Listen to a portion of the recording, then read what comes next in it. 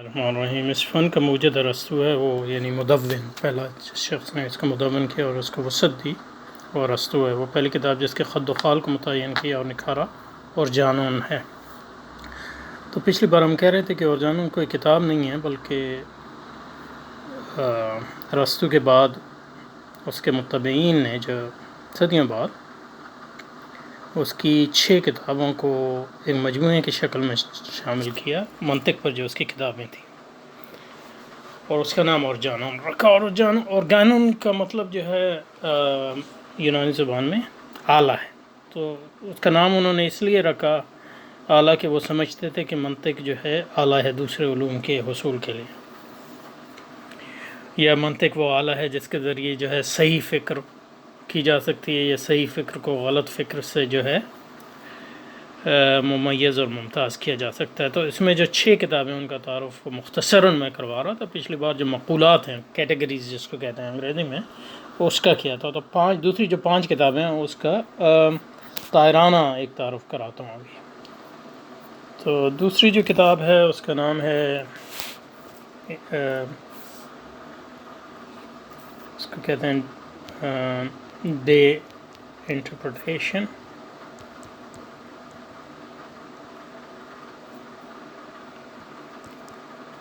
انگریزی میں اس کا مطلب ہے آن انٹرپریٹیشن. اور اس میں جو وہ کرتا ہے، وہ جو قضایا ہیں، جو قیاس منطقی ہے، وہ قیاس منطقی جو ہے قضایا سے، اور وہ صرف کلی یا جزئی قضایا کو لیتا ہے، اور کلی میں آپ کے مثبت ہو گئے، منفی ہو گئے، جزئی بھی مثبت ہو گیا، منفی ہو گیا. تو ان کا تعارف اور ان کے آپس کا جو تعلق ہے اس کا تعارف جو ہے اس کتاب میں کروایا گیا، ڈے انٹرپریٹیشن. اور یہ جو ہے مسلمانوں کے یہاں جو منطق پڑھائی جاتی ہے مدرسوں میں، اس میں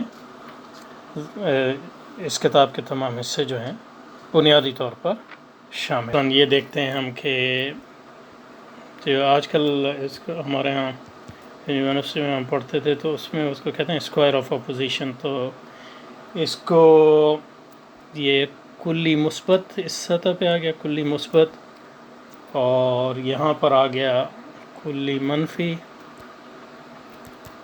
اور ادھر آ گیا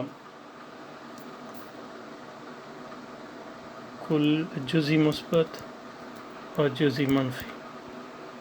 اور پھر ان کے درمیان جو تعلق ہے، اس طرح بھی، اس طرح بھی، اس طرف بھی،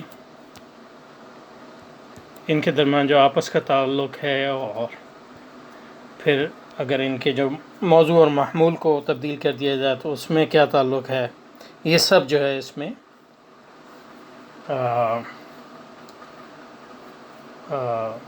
کیا جاتا ہے. مثلا یہ کہ کلی مثبت جو ہے اور منفی جزئی منفی جو ہے یہ آپس میں جو ہے متناقض ہیں، کلی منفی جو ہے اور جزئی مثبت ہے یہ آپس میں متناقض ہیں.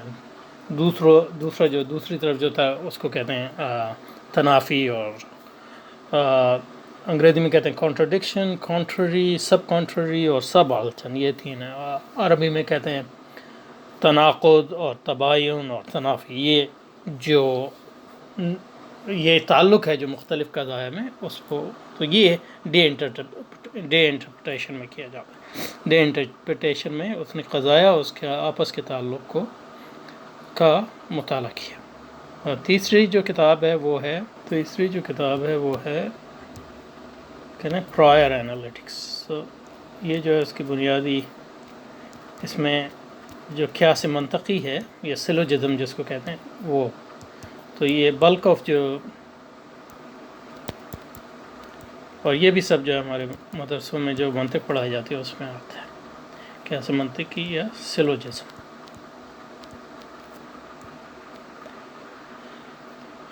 سلوجزم. اچھا، تو یہ سلوجزم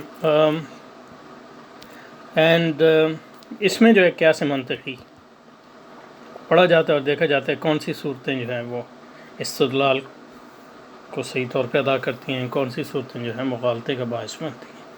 تو یہ جو ہے وہ بنیادی بہت بڑا جزو ہے ارسطو کی منطق کا، جو ہمارے یہاں سوری منطق کا، جس کو ہمارے یہاں پڑھایا جاتا ہے.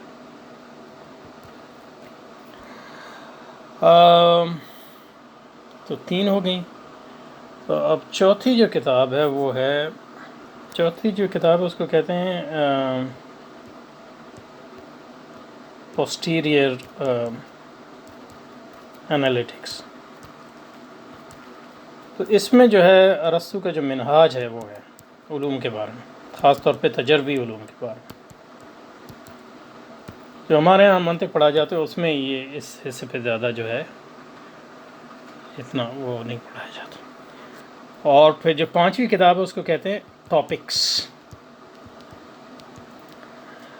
اور ٹاپکس میں جو ہے بھی قیاس اور استدلال کا مطالعہ کیا جاتا ہے، لیکن وہ جو قیاس اور استدلال کا مطالعہ کیا جاتا ہے وہ غیر برہانی قیاس جو ہے، کیونکہ جو پرائر انالیٹکس میں جو ہمارے یہاں بھی پڑھائی جاتی ہے اس میں جو جس قیاس کا مطالعہ کیا جاتا ہے اس میں تمام قضایا جو ہیں صحیح ہوتے ہیں، یعنی درست ہوتے ہیں، ثواب ہوتے ہیں، اور استدلال بھی صحیح ہوتا ہے. اس میں جو ہے استدلال کے درست ہونے پر تو غور کرتا ہے، لیکن قضایا جو ہیں وہ مکمل طور پہ یعنی ان کی جو سچائی کا آپ کو امکان نہیں ہوتا. وہ قضایا جو زیادہ تر جو لوگوں کی عام آراء ہیں یا لوگوں کے اپینین ہیں یا لوگوں کی آراء ہیں ان پر سو فرق یہ ہے کہ جو قیاس منطقی ہے اس میں جو قضایا ہیں وہ یقینی ہوتے ہیں، جبکہ اس میں قیاس ٹاپکس میں جس قیاس کا وہ مطالعہ کرتا ہے اس میں یقینی قضایا کا مطالعہ نہیں، بلکہ وہ قضایا جو عموماً رائے عامہ کے مطابق درست ہوتے ہیں. اور 6ٹھی کتاب جو ہے سوفسٹک ریفیوٹیشنز. اس میں جو ہے اس کے غیر سوری مغالطوں کی پر جو ہے مبنی ہے اور ان سے کیسے بچا جائے. تو ہمارے ہیں جو زیادہ تر منطق پڑھائی جاتی ہے اس میں دوسری اور تیسری کتاب کا، اور پہلی وہ منطق میں مقولات اتنے نہیں ہوتے، لیکن وہ جو ہے علم کلام اور پھر اس میں علم فلسفہ میں پڑھا جاتے ہیں زیادہ تر. کچھ لوگ اس کو منطق میں بھی پڑھاتے ہیں. تو یہ ہے ان 6 کتابوں کے مجموعے کا نام اورگانون لوگوں نے رکھا. یہ ارسطو کی کوئی کتاب نہیں بلکہ اس کی کتابوں کی. تو یہ بتانا چاہتا تھا. اب انہوں نے جو کہا ہے کہ جس نے اس کو متعین کیا اور نکھارا اورگانون ہے، تو یہ بات غلط ہے کہ اس کی کتاب کا نام جس کا دائرہ مضامین میں مقولات، تو مقولات ایک کتاب ہے، اور تحلیلات کے نام سے 2 کتابیں ہیں، پرائر انالیٹکس اور پوسٹیریئر انالیٹکس. اور ان قوانین کو اپنے آغوش میں لیے ہوئے ٹاپکس جس کی سے تو اس کے حدود تعین ہوتے ہیں. تو جیسے کہ میں نے کہا ٹاپکس میں زیادہ تر جو ہے وہ اس بات پر بات کی جاتی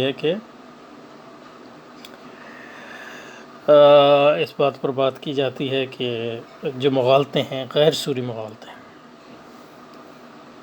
ان پر بات کی جاتی ہے ٹاپکس میں. تو انہوں نے یہاں 1 اور 2 3 4 کتابوں کا تذکرہ نہیں کیا، جس کو ٹاپکس کا انہوں نے جو ٹاپکس کی جو انہوں نے تشریح کی ہے وہ صحیح نہیں ہے. ٹاپکس میں اس نے جو ہے نان ڈیمانسٹریٹو ریزننگ یعنی غیر برہانی قیاس کے بارے میں بات کی، اور یہ اس کی یعنی ابتدائی کتابوں میں سے، اور جس میں جو ہے غیر سوری مغالطوں کی بات ہوتی ہے وہ سوفسٹک ریفیوٹیشن ہے. تو انہوں نے سوفسٹک ریفیوٹیشن کا تذکرہ نہیں کیا اور ڈے انٹرپریٹیشن کا بھی تذکرہ نہیں کیا. یہاں لکھتے ہیں کہ قدیم مترجمین نے اعلیٰ ترتیب سغوجی انولوتھیقیہ اور توبیقیہ کے الفاظ سے تعبیر کرتے ہیں. تو انولوتھیقیہ اور توبیقیہ تو یہ صرف جو ہے مطلب وہی الفاظ ہیں جن کو عربی تلفظ میں ادا کیا، لیکن کیٹیگریز کا ترجمہ ایسا غوجی نہیں ہے. ایسا گوسس کا تو مطلب صرف تعارف ہوتا ہے.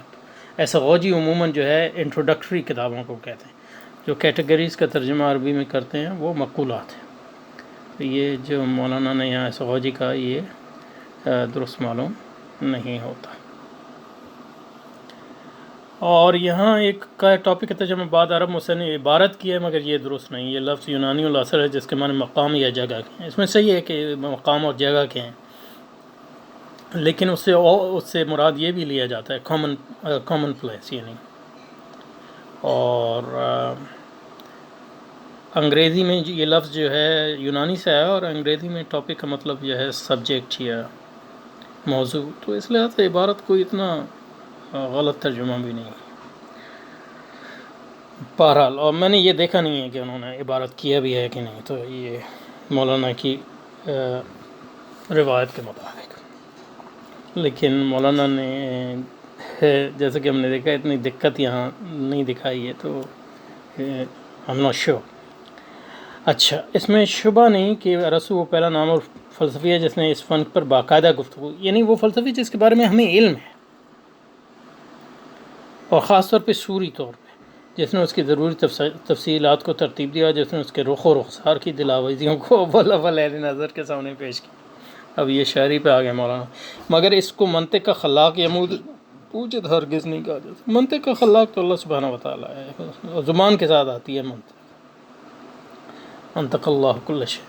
اس سلسلے میں یہ نقطہ تو ارسطو جو ہے مدون ہے ایک جو ہم تک جس کی پہنچ، اس سلسلے میں یہ نقطہ فیصلہ کن اہمیت کا حامل ہے کہ منطق اطلاع آج جو وضوح تعین کے لیے خود ارسطو کے مضامین میں اس کو یہ اہمیت نہیں حاصل ہے۔ اس کے ہاں اس کو عموماً جدلی دلائل کے الفاظ سے پکارا جاتا ہے۔ نہیں، جدلی دلائل جو کے نام سے جس کو پکارتا ہے وہ وہی ہے جو ٹاپکس میں اس نے کیا ہے، لیکن وہ اس کی ابتدائی کتاب ہے۔ تو اس میں کوئی شک نہیں ہے جو پرائر اینالیٹکس میں سلوجزم کی جو شکلیں وعدے کی ہیں وہ جہاں تک ہمیں معلوم ہے تاریخ ہے، وہ ارسطو کا کارنامہ ہے، تو اس لیے وہ سوری منطق میں اس کا ایک مقام ہے، لیکن غیر سوری منطق میں اتنا مقام نہیں ہے اس کا۔ اور یونانیوں کے ہاں بھی، رومیوں کے ہاں بھی، پھر عیسائیوں کے ہاں بھی، پھر مسلمانوں کے ہاں بھی غیر سوری منطق جو ڈیولپ ہوئی وہ ارسطو کی مخالفت میں ہی ہوئی۔ موجودہ وضوح تعین کے یہ لفظ الاسکندر الافریودیسی الیگزینڈر افروڈیسیس کی ان کاوشوں کا مرہون منت ہے جس نے اسے تیسری تجویز میں اورجانون کی تشریح کے سلسلے میں انجام دی۔ تو یہاں جو ہے مولانا جو ڈائلیکٹیکل آرگیومنٹ کے نام سے کہا ہے، تو وہ صرف ٹاپکس میں جو ہے، اور ٹاپکس جو ہے اس کی بنیادی کتاب نہیں ہے منطق میں، اور وہ اس کی ابتدائی کتابوں میں۔ اصل جو اس کی کتاب ہے پرائر اینالیٹکس ہے، اور پرائر اینالیٹکس جو ہے وہ ارسطو، جہاں تک ہمیں تاریخاً معلوم ہے ارسطو کا اس میں ارسطو کسی اور نے اس سطح پہ جو ہے سوری منطق کو ڈیولپ نہیں کیا، یعنی اس کو فروغ نہیں دیا۔ تو یہ جو ہے یہاں رکے۔ اب نئی بحث ہو گئی۔ یوں بھی اس اصولی لحاظ سے دیکھیں تو علوم و فنون کا آغاز یکجا کسی ایک شخص کی تباہی اور جدت آفرینی سے نہیں ہوتا۔ یہ صحیح بات ہے، علوم بہت سے لوگ کرتے ہیں، اور پھر وہ ایک آدمی آتا ہے جو اس کو جمع کرتا ہے اور اس کو نام دیتا ہے اور اس کا قانون بناتا ہے۔ تو اصول فقہ پہ آپ آئیں تو مطلب یہ کہ صحابہ کے ہاں، تابعین کے ہاں، یعنی آپ کو ادھر ادھر بحثیں مل جائیں گی، یعنی امام مالک کی موطا پڑھیں وغیرہ تو آپ کو اشارے مل جائیں گے، لیکن امام شافعی نے آ کے اس پہ ایک کتاب لکھی اور اس کو سب کو جمع کیا اور اس میں اضافہ کیا، تو آپ کا نام جو ہے اس لحاظ سے موجد اور اس کے نام۔ تو علوم اس طرح یکا یک نہیں آتے، کوئی علم نہیں، نہ ٹیکنالوجی ایسی ہوتی ہے۔ جو ٹیکنالوجیاں ڈیولپ ہوتی ہیں وہ پچھلی ٹیکنالوجی پہ جو سینکڑوں سال لگتے ہیں اس میں، بلکہ ہوتا یہ ہے کہ مہینے یا سال، بلکہ ہوتا یہ ہے کہ پہلے اہل فکر کے حلقے میں کچھ تقاضے ابھرتے ہیں اور کچھ مسائل پیدا آتے ہیں، اس طرح فضا پیدا ہوتی ہے، ان علوم فنون کے لیے سازگار ثابت ہو، پھر کچھ غیر معمولی ذہن افزار اٹھتے ہیں اور اپنی جودت طبع سے ان تقاضوں کے جواب میں علوم و فنون کی ایک سادہ عمارت کھڑی کر دیتے ہیں، جس میں ترقی و تعمیر کا عمل ایک عرصے تک جاری رہتا ہے، تاکہ بعد میں آنے والے حضرات کی مسائل سے یہ سادہ عمارت ایک پرشکو اور مکمل محل کی شکل اختیار کر لیتی۔ تو یہ صحیح بات ہے۔ اور دوسری بات جو انہوں نے کہ جس پہ میں نے کافی زور دیا وہ یہ کہ بہت سے علوم جو ہیں تمام لوگ جو جن قوانین پر مرتب ہیں وہ لوگ جو ہیں غیر شعوری طور پہ استعمال کرتے ہیں، یعنی امپلیسٹلی، اور جو لوگ علوم کو مدون کرتے ہیں پھر وہ ان کا مطالعہ کر کے اس کو ایکسپلیسٹلی یعنی شعوری طور پہ مدون کرتے ہیں، جیسے کہ صرف اور نحو ہو گیا، اور منطق بھی اسی قسم کی ایک چیز ہے۔ اور اس میں بھی یہ بھی یاد رکھنا چاہیے کہ ارسطو نے صرف سوری منطق ایک میں اس کا ایک مقام ہے، لیکن غیر سوری منطق جو ہے دوسرے لوگوں نے کی، اور پھر یعنی مسلمانوں کے یہاں جو منطق پڑھائی جاتی ہے ارسطو کی، لیکن دوسری منطق جیسے امام ابن تیمیہ وغیرہ نے جو منطق ڈیولپ کی اس کو لوگوں نے جو ہے ہمارے ہاں زیادہ پڑھا نہیں جاتا، حالانکہ یہ اس میں ان کا بڑا مقام ہے۔ اور پھر جو اصول فقہ میں ہماری بہت سے مباحث ہیں وہ ایک خاص منطق ہے جو مسلمانوں نے ایجاد کیا۔ پھر روایت حدیث کے بارے میں جو انڈکٹیو ریزننگ محدثین نے جو اصول حدیث اب پڑھیں یا مصطلحات حدیث پڑھیں تو اس میں انڈکٹیو ریزننگ کے مسائل جو ہیں جو محدثین نے کیا اس کی ارسطو کو کوئی خبر نہیں، تو وہ ان کی اپنی یعنی مطلب یہ ہے کہ جدت طبع ہے۔ تو اس پہ رکتے ہیں جناب، یہ کافی بحث ہو گئی۔